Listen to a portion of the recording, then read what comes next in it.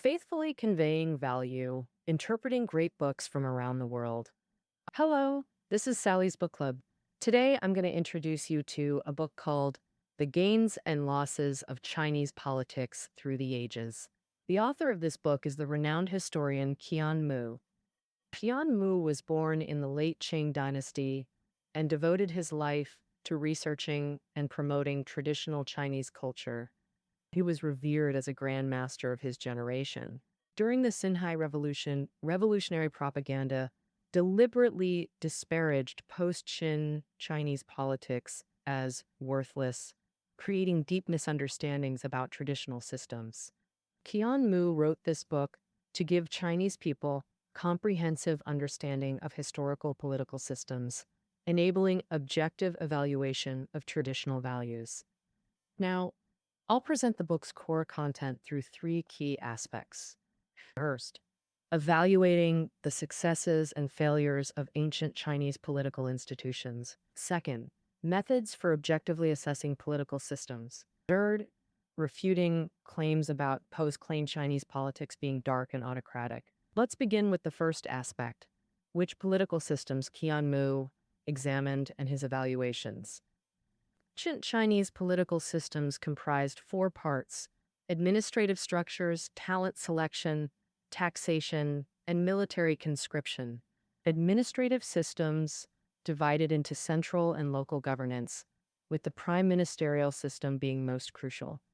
Qian Mu viewed the abolition of the prime ministerial system as a major regression in traditional governance. Contrary to popular belief of emperors ruling absolutely while ministers just kowtowed, saying, "Your Majesty is wise," well, this description isn't entirely inaccurate for the Ming and Qing dynasties. But before the Ming dynasty, that notion is completely mistaken. Ming, the prime minister headed the government, wielding executive power with emperors constrained by this office. In the Han dynasty, the imperial censor under the prime minister specifically monitored the emperor's conduct. Moreover, Han imperial edicts issued in the emperor's name were actually drafted by the prime minister's staff, with emperors only approving, not editing, the content. But thus, when disasters struck, the emperor held the prime minister accountable, not shirking responsibility, but following established governance principles. Major state affairs were decided by the prime minister. So when problems arose, he was rightly held accountable. After the Han dynasty, the prime minister's power declined. For instance, Song emperors not only approved edicts, but also participated in drafting them, offering their own input. But overall, the prime minister consistently provided effective checks on imperial power. However, in the Ming dynasty, Emperor Taiyu's Zhu Yuanzhang abolished the prime ministerial system and centralized its powers under himself. This created a dilemma. While emperors could hold prime ministers accountable for poor governance, who could hold emperors themselves accountable? Over time, without constraints, emperors evolved into absolute autocrats. Hence, we see why late Qing's Empress Dowager Cixi dared divert navy funds for her birthday celebrations. No institutional checks remained to restrain her. Having discussed central governance, let's now examine local administrative systems. Qian Mu considered the Han dynasty's local administration the best in Chinese history, with subsequent dynasties showing progressive decline. Why is that? First point, Han local officials held high ranks, which stabilized their professional commitment. And Han local governance had only two tiers, commandery and county. Commandery heads, grand administrators, held equal rank to central nine ministers, akin to modern ministerial level officials, just one rank below the prime minister. They didn't feel inferior before capital officials, eliminating their obsession with transferring to the capital. Thus, they could focus on local governance. This situation deteriorated after the Han era. For example, Tang prefects, equivalent to Han brand administrators, held nearly fourth rank status, constantly seeking capital promotions rather than governing locally. Second, Han local officials enjoyed substantial decision-making autonomy. Grand administrators could independently handle most local affairs. For instance, commandery officials were appointed solely by the grand administrator, county officials solely by the magistrate. But in Tang times, all local officials, regardless of rank, were centrally appointed. Greater local autonomy meant higher administrative efficiency.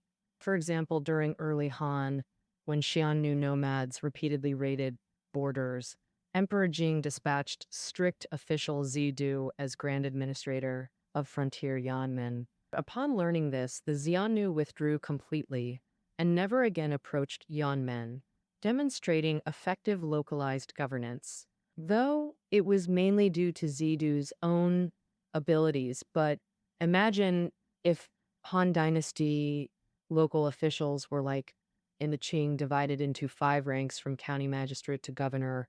Issues had to be reported level by level. For major matters like wars, governors couldn't decide. Central envoys like grand coordinators took charge. In that setup, even the best systems couldn't stop the Xiongnu. However, this doesn't mean the central government had no constraints on local areas at all. The Han central government managed localities in just 2 ways. First, requiring grand administrators to submit annual work reports for performance evaluations. Second, dispatching special commissioners to inspect local officials. These commissioners were much lower ranked than grand administrators, focused solely on inspection without abusing power locally. That this approach later partially undermined the Han's original intent. For example, Tang Dynasty observation commissioners, nominally central inspectors, ended up stationed locally year-round. Being higher ranked, they effectively became superior local authorities. This turned the 2-tier system into an illegitimate 3-tier structure, weakening local power and causing major administrative chaos. Having covered local officials' high rank, authority, and administrative efficiency, you might ask, weren't these officials too powerful? Doesn't absolute power breed absolute corruption?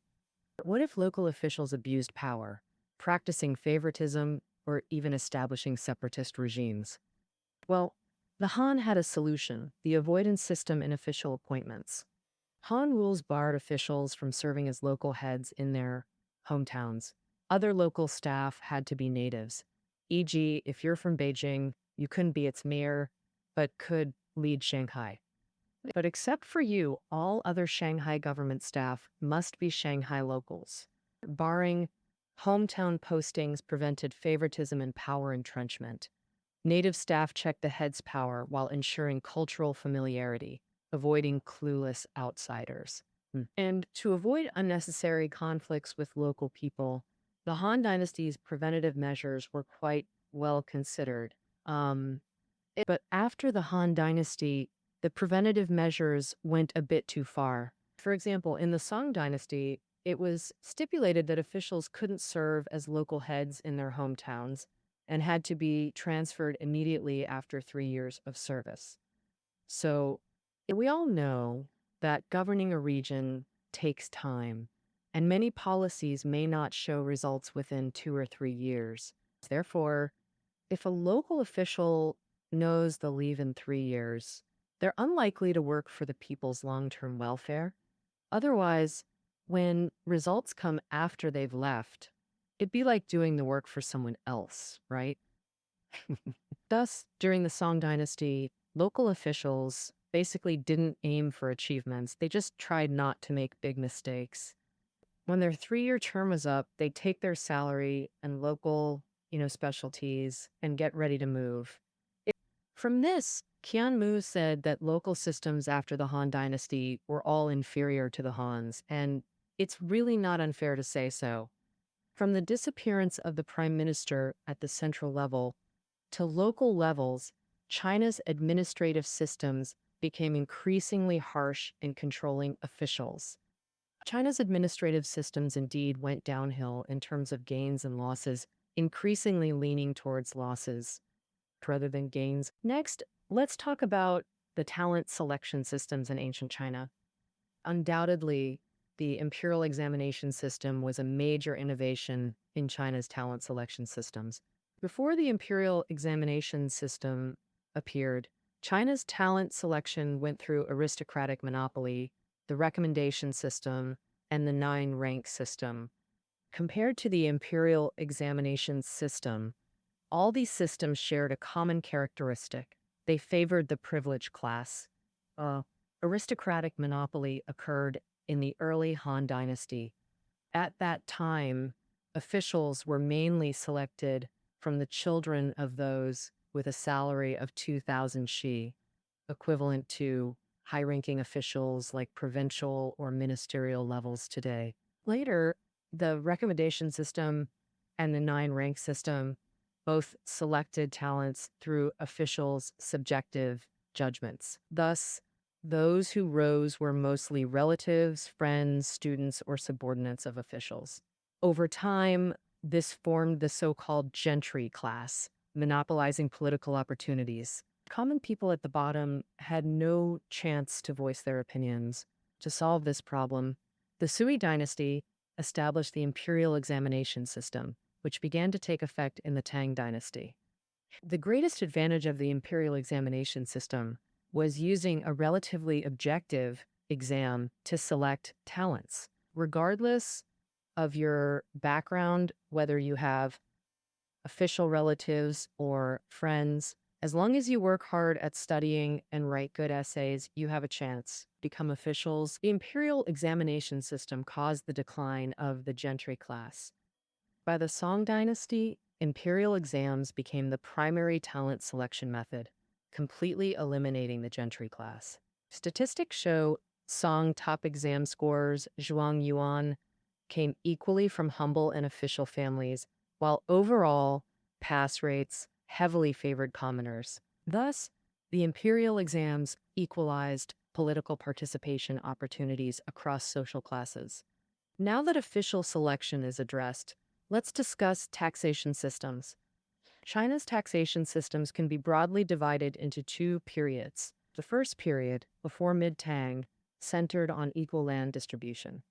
The second period, after mid-Tang, focused on free market economics. Pre-Qin's Wellfield system and Northern Wei's Zuyang Diao tax system exemplified the first period. The Wellfield system divided land into 9 plots, 8 private plots surrounding a public one.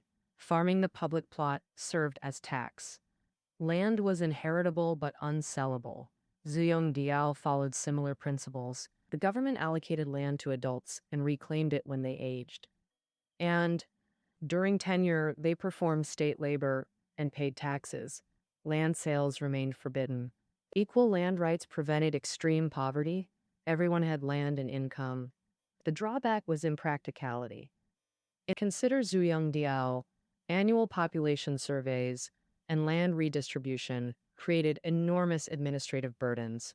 In peacetime, population growth outpaced available land, an unsolvable problem. Thus, mid-Tang abolished Zuyang Diao for the two tax system.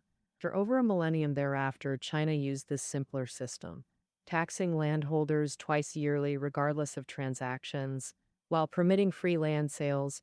Taxes scaled with landholdings, more land, higher tax, no land, no tax, while allowing free land transactions. Economic freedom boosted private sector vitality, but land consolidation by the wealthy increased. Landless peasants multiplied, and wealth inequality widened. The shift from Zuyang Dao to the two-tax system marked the end of equal land ideology and the start of free market economics. But comparing both systems' merits, neither fully satisfied Qian Mu. Finally, let's discuss military conscription systems. Ancient China's military systems underwent two major transformations. First, mid-northern and southern dynasties transitioned from universal conscription to voluntary enlistment. Second, mid-Tang shift from self-sufficient militias to state-funded armies. Pre-northern or southern dynasties, universal conscription was standard, meaning during peacetime everyone farmed. When war came, any farmer could be drafted. The flaw was obvious. Minimal peacetime training meant poor combat effectiveness. Thus, mid-northern or southern dynasties saw Western Wei's powerful minister Yuan Tai create the Fubing system. The Felding system gathered volunteers to train as semi-professional soldiers. They farmed during harvest seasons but drilled extensively off-season, with military service exempting them from corvée labor. After discharge, the state granted them land for livelihood.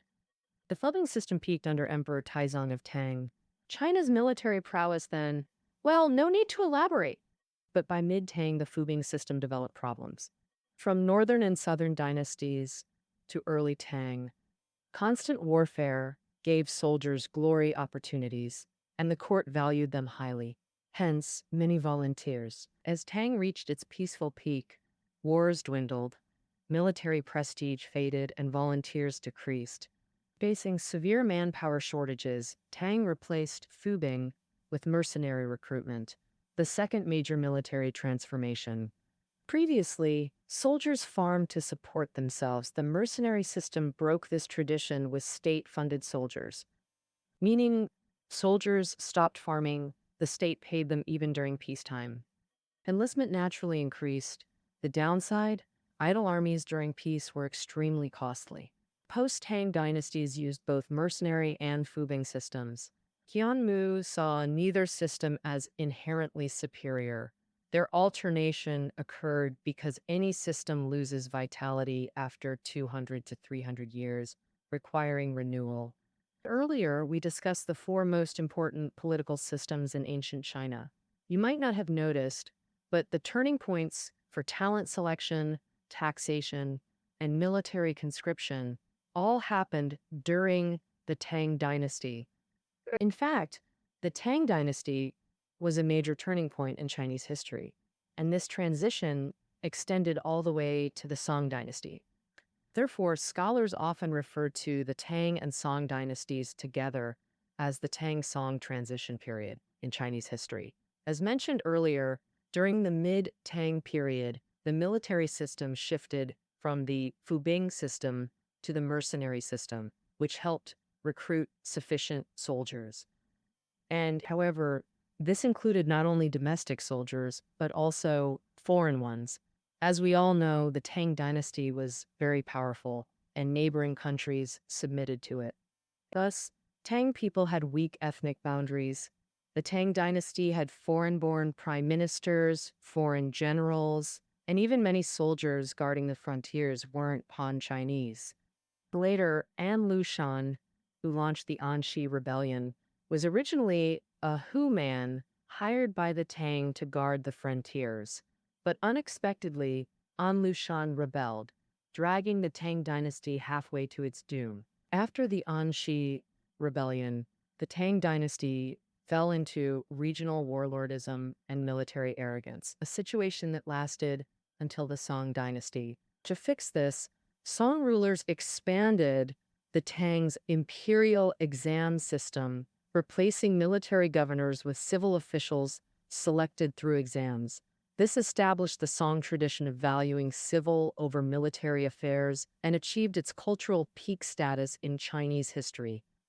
Meanwhile, the Song had to continue using the Tang's mercenary system, treating soldiers well by paying them wages to prevent desperate rebellions. There's a song saying, "Raise the recruitment banner, and people seeking food will come," meaning that during natural disasters, the court would recruit locally to take away potential rebel forces and support them, preventing exploitation of disasters or famines to incite rebellion. Thus, the Song's mercenary system wasn't mainly for raising soldiers to fight, but to support potential rebels. Precisely because of this, the Song dynasty's military strength was notoriously weak among all dynasties. Regarding this, Qian Mu believed it wasn't entirely the Song rulers' fault, but the mess left by the Tang that the Song had to clean up. And at this point, you might naturally ask, how could the Song dynasty support both civil officials and a huge military? So where did all this money come from? This can still be traced back to the Tang dynasty. As mentioned earlier, after the rise of the two-tax system in the Tang dynasty, the economy moved toward free development. By the Song dynasty, the economy was unprecedentedly prosperous, so the Song government gained abundant tax revenue. That's how they had plenty of money to support both officials and soldiers. It can be said that turning points in ancient Chinese institutions often began in Tang, became mainstream in Song, and ultimately influenced the whole society. Thus, the academic concept of the Tang-Song transition reflects a profound grasp of China's historical trajectory. Having evaluated ancient China's key institutions, how exactly should we assess a system objectively and fairly? In response, Qian Mu proposed three key criteria. First, recognize that no perfect system exists. Second, consider the historical context when evaluating institutions. Finally, distinguish whether a regulation is an expedient policy, fashu, or a systemic institution, jidu. Let's start with the first. Qian Mu believed there are no eternally good systems, nor any purely beneficial without drawbacks. Any system used for 200 to 300 years develops problems due to changing circumstances. For example, the garrison duty system in pre-Qin times, when China practiced universal conscription, requiring adult males to rotate frontier service. Soldiers served 3-day shifts. Back then, states were small, even large ones spanned only about 100 li radius. So the farthest frontier was half a day's journey away. With 3 days duty, the total was 4 to 5 days, quite reasonable then. But after Qin Shi Huang unified China, he still enforced this 3-day garrison duty. Well, for the government, it was just 3 days service, but traveling from Jiangsu to Ruihei took half a year round trip. The Chen Shame Wu Guang uprising directly resulted from this outdated system. So when evaluating systems, don't just label them bad and condemn the founders. Examine whether they were reasonable initially and when they became obsolete. If unreasonable from inception, that's the system's flaw. If it became unreasonable later, blame later rulers for failing to adapt it. For this garrison system, responsibility clearly lies with later ruler Qin Shi Huang, but more on that later. On the other hand, there's no system in the world that has only benefits without drawbacks. For example, some think modern Western systems are fantastic, political transparency, democratic decision-making. But when a nation faces emergencies, especially large-scale wars, rigid democracy and transparency might be too slow and cause delays. That's why authoritarian militaristic states, from ancient China's Qin to modern Germany, often won wars. So when evaluating systems, don't just focus on pros or cons, assess whether benefits outweigh drawbacks overall. Clearly, after weighing all factors, authoritarian systems are unacceptable. Now, to the second point, every system has its historical context. When judging historical systems, people often make the mistake of applying modern standards without considering ancient realities. For instance, criticizing China's imperial system as less advanced than Western elections, while ignoring East-West differences. Ancient Western nations had sparse populations. A city's entire populace could gather in one square. On-site voting quickly selected leaders. But China's always been populous. One province outnumbered Western kingdoms. With ancient communication, nationwide voting was pure fantasy. Thus, Qian Mu urged, evaluate systems not by subjective views, but through historical context and contemporary perspectives. The final point, distinguish between institutions, zidu, and expedient policies, fashu. Qian Mu believed only rules with legitimate purposes qualify as institutions. Those serving rulers' privileges are mere fashu. Take Ming and Qing, imperial exams, 8-legged essays, rigid formats requiring sages' views only, no original thought. Though criticized for stifling intellectuals, they emerged for reasons. During the Ming and Qing periods, more and more people took the imperial exams. Allowing intellectuals to voice their opinions was certainly a good thing. But with varied formats and contents, setting uniform admission standards was tough. creating huge grading difficulties. So the government mandated a fixed format to reduce grading hassles. Overall, the eight-legged essay was undoubtedly a terrible regulation. But since it had legitimate reasons, we should still classify it as an institution. So what's Fashu? For example, in the Qing dynasty, secret edicts, emperor's highest commands should have been public and transparent. For instance, in the Ming dynasty, military orders had to be known by the Ministry of War and financial orders by the Ministry of Revenue. But in the Qing dynasty, the emperor's highest commands became two types: public edicts and secret edicts. Public edicts were like in Ming. Whoever needed to know was informed. Secretive edicts meant the emperor issued commands directly to the executor with no one else knowing. At first, this was to protect military secrets and kind of reasonable, but later, almost all important commands used secret edicts. That way, the whole nation's politics became a black box operation. Only the emperor and recipient knew, no oversight possible. Clearly, without good reason, it was just a king-emperor tactic to boost autocracy, so it's fashu, not an institution. Finally, the book's third core content, Qian Mu, rebuts the view that post-Qin Chinese politics were dark and autocratic. For this, Qian Mu has three rebuttals. First, imperial power in ancient China was checked by institutions. Emperors couldn't do whatever they wanted. Second, the privileged class in ancient China gradually faded away. Third, though China lacked democratic elections, intellectuals represented the people's voices, protecting civil rights. As mentioned with the prime minister system, Chinese emperors couldn't act arbitrarily. They were restrained by the prime minister. For example, in early Song dynasty, 3 prime ministers resigned one after another, leaving no prime minister.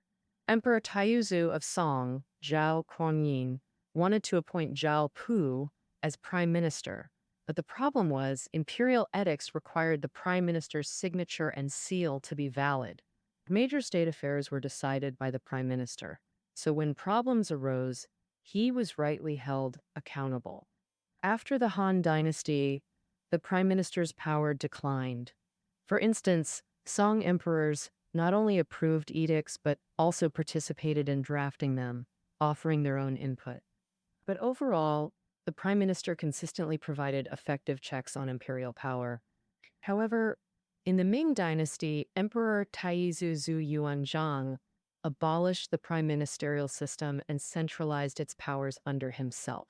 This created a dilemma. While emperors could hold prime ministers accountable for poor governance, who could hold emperors themselves accountable? Over time, without constraints, emperors evolved into absolute autocrats. Hence, we see why late Qing's Empress Dowager Cixi dared divert navy funds for her birthday celebrations. No institutional checks remained to restrain her. Having discussed central governance, let's now examine local administrative systems. Qian Mu considered the Han dynasty's local administration the best in Chinese history, with subsequent dynasties showing progressive decline. Why is that? First, Han local officials held high ranks, which stabilized their professional commitment. Han local governance had only 2 tiers: commandery and county. Commandery heads, grand administrators, held equal rank to central 9 ministers, akin to modern ministerial level officials, just 1 rank below the prime minister.